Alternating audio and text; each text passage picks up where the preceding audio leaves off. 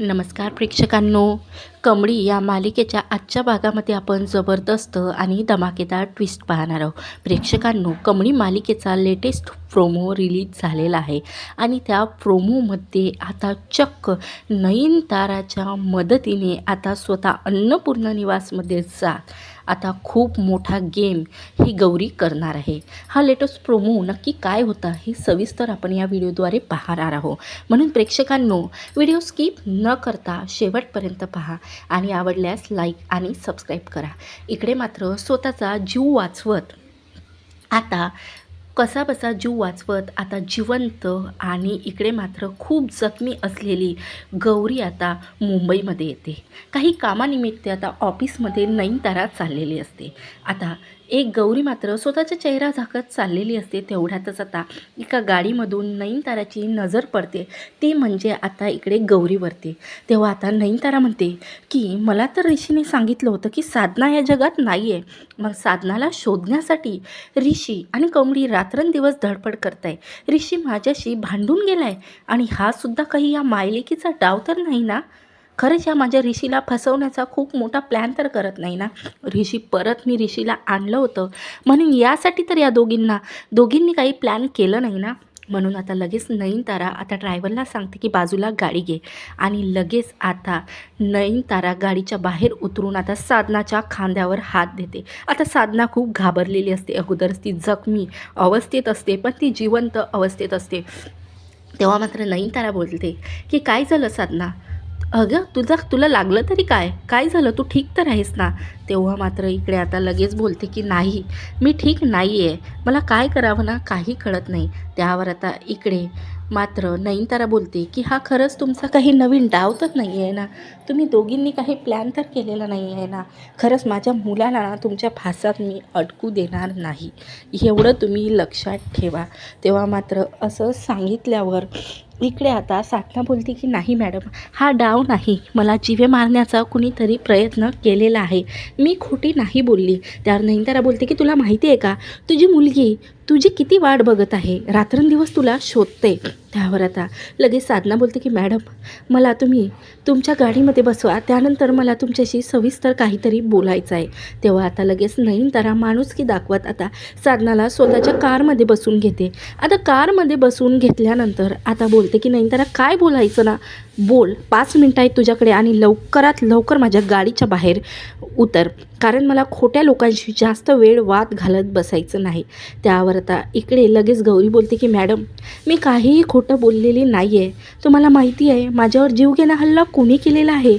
कामिनीने आणि रागिनीने, ह्या दोघींनी खूप मोठा प्लॅन करत आजच नाही तर खूपदा माझ्यावरती जीवघेणा हल्ला केलेला आहे. पण आता नयनतारा बोलते की का केला सांग ना, तुझ्यावरती साधना त्या का हल्ला करतील सांग ना मला.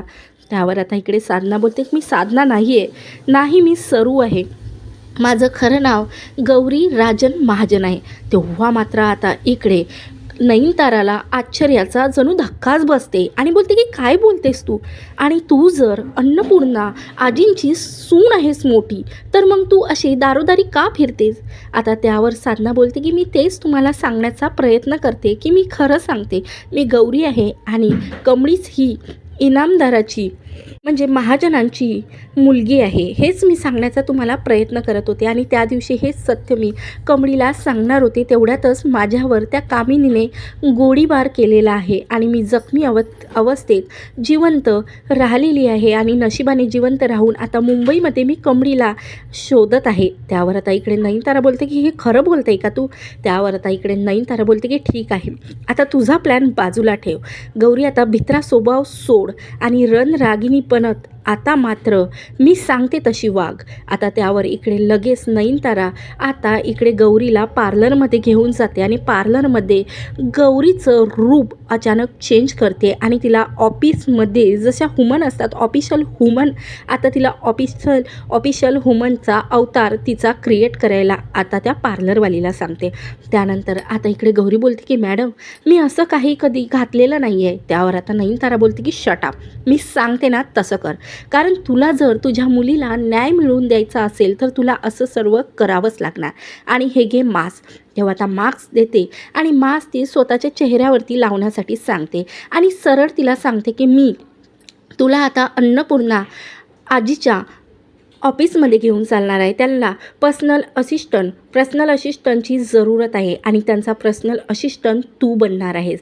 आणि हे सर्व बनून त्या घरामध्ये जाऊन तुला आता कामिनीच्या विरोधात पुरावे जमा करत आता त्यानंतर ते पुरावे गोळा झाल्यानंतर आपण स्वतः राजन आणि अन्नपूर्णाला आजीला याबद्दल सविस्तर सांगूया आणि त्यानंतर आता कामिनीच्या विरोधात FIR दर्ज करू. कारण तू जर आता डायरेक्टली FIR दर्ज केलं तर ती कामिनी पैसे देऊन ही केस दाबणार आणि तू जर आता मी सांगितल्याप्रमाणे आता हा प्लॅन सक्सेसफुल केला तर मात्र आता कामिनी काहीही करू शकणार नाही. अशा प्रकारे आता नयनताराच्या मदतीने आता स्वतः अन्नपूर्णाची प्रायव्हेट असिस्टंट बनण्यासाठी आता त्या ऑफिसमध्ये गेलेल्या असतात. तर नयनताराला बोलते अन्नपूर्णा आजी की ये आज अचानक ऑफिसमध्ये काय येण्याचं कसं काय जमलं. त्यावर आता इकडे नयनतारा बोलते की तुम्हाला म्हणजे असिस्टंट पाहिजे होती ना तुम्हाला. मी ऐकलं आहे राजनकडून म्हणून मी माझ्या ओळखीतली ही बाई आहे हुमन आहे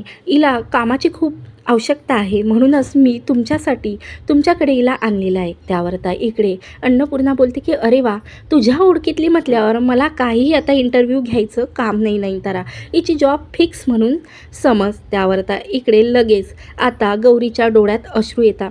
त्यावर आता गौरीचा चेहरा काही आता मेकअप केल्यामुळे आता ओळखू शकत नाही अन्नपूर्णा आणि तिने मास्क लावलेलं असतं. पण नयनतारा बोलते की हे बघा आजी मला ना मॅडम एक तुमच्यासोबत बोलायचं आहे. ही ना नेहमीच मास्क लावून राहणार चेहऱ्यावरती कारण हिला डस्ट एलर्जी आहे आणि या एलर्जीच्या कारणाने ती 5 मिनिटसुद्धा विदाऊट मास्कची नाही राहू शकत. त्यावर आता इकडे मात्र अन्नपूर्णा बोलते की मला काहीही प्रॉब्लेम नाही आहे. ठीक आहे नयनतारा. त्यावर आता नयनतारा बोलते की ठीक आहे आजचपासून तुम्ही हिला जॉबवर घ्या. आता त्यावर इकडे गौरी जॉबवर आता त्या दिवसपासूनच रुजू होते आणि मात्र त्या दिवसपासून आता गौरी अन्नपूर्णा निवासमध्ये जात आता कामिनी विरोधात पुरावे जमा करत आता पुन्हा FIR दर्ज करण्यासाठी आता ती पुरावे गोळा करत असते. आता नयनताराच्या डोक्यामुळे आता गौरी रणरागिणी बनत हे खूप मोठा धक्का आता कामिनीला देणार आहे. खरंच प्रेक्षकांनो आता कामिनीला जन्माची अद्दल ही रणरागिणी बनत असलेली गौरी आता देणार आहे. धन्यवाद. जय गजानन माऊली.